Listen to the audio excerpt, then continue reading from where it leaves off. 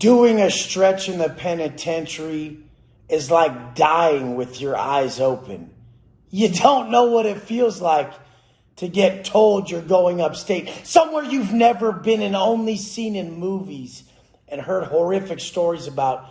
You're going upstate for 10 years and the door is closed.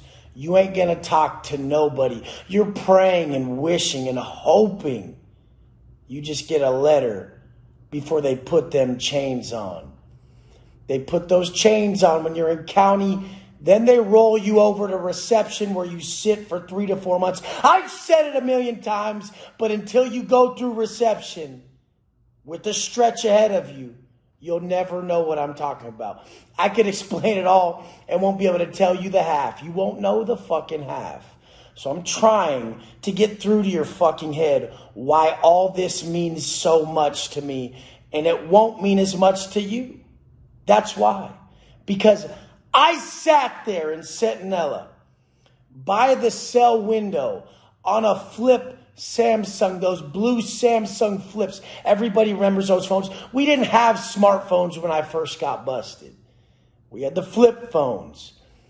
And we would sit there and scroll with the shitty signal in the middle of fucking nowhere, trying to look at our Facebook messages, desperately hoping somebody cared about these lost men. But they didn't. If you didn't put anything out, you would get nothing back. So sitting on my rack one day, I decided and I saw what Instagram was. Instagram wasn't even a thing when I first got busted. Once I got to these level 2s and shit, and we had smartphones you could actually access apps with, I saw what Instagram was and I decided to put up a pic and put out my feelings. This was the first time in so long that people reached out to me, if it was only 15 or 20 people, 15 to 20 people in the real world reached out to me and said, man, Wes, you're strong. I love what you put out here. It shows your true heart.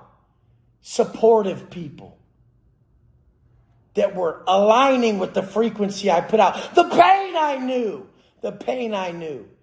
And they were helping me. So every day when I didn't have the phone on me and it wasn't my time to use the phone because the cops were walking, we were between chow, all the shit, I would be writing down my post, all my stuff, pouring my heart out. And then I would have my little 30 minutes between walks when the cops would walk the block. And I would take a picture and put my heart up. Then wait till the next day, hop on for my hour and see what came back. It was always so positive and it helped me so much that I vowed to never let anybody down on here because it meant so much to me. So what did that do in my eyes? I was being the man I needed my whole prison term. Someone that said something. Someone on this fucking earth that said something that you felt in your chest and then backed it up day after day, bringing trust back into people that this man that I don't even know said these things that rang true in my soul, and he never let me down. That's who I had to be. I had to be that man that I needed when I was locked up for 10 years and everybody forgot about me. And you guys were there. Some of you guys were there when I was still busted, saying I'm going to be successful. From one thing, the fact that I would never break my word on these habits that I knew would build me into a successful individual in every way. You guys were there for me. So I could never turn my back. And that's the only thing that's going to get you to live the life you want. That you won't break your fucking word to your people for anything. Where I come from, that's death. death from within. You motherfuckers toss your word around like it's nothing and then wonder why people don't follow you nowhere or respect what you have to say. Cried wolf your whole fucking life. I swear this year, honey, I'm going to quit drinking. Busted the next fucking week with that bottle in your hand looking like a dumb fuck.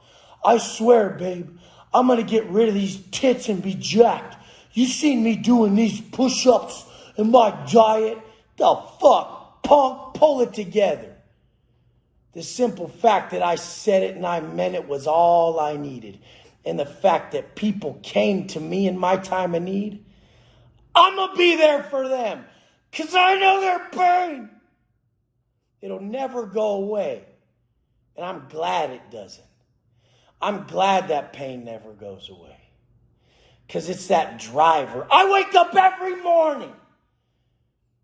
The first 2 minutes I get up lately, I don't know when it started happening, but lately, the first 2 minutes of me rising, I go down this rabbit hole of how most people live.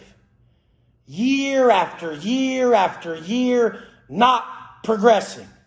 The definition of insanity. Living the same fucking life, doing the same fucking shit, but expecting a different result. I walk in their shoes every morning. And I go insane for 30 seconds that feels like 10 minutes.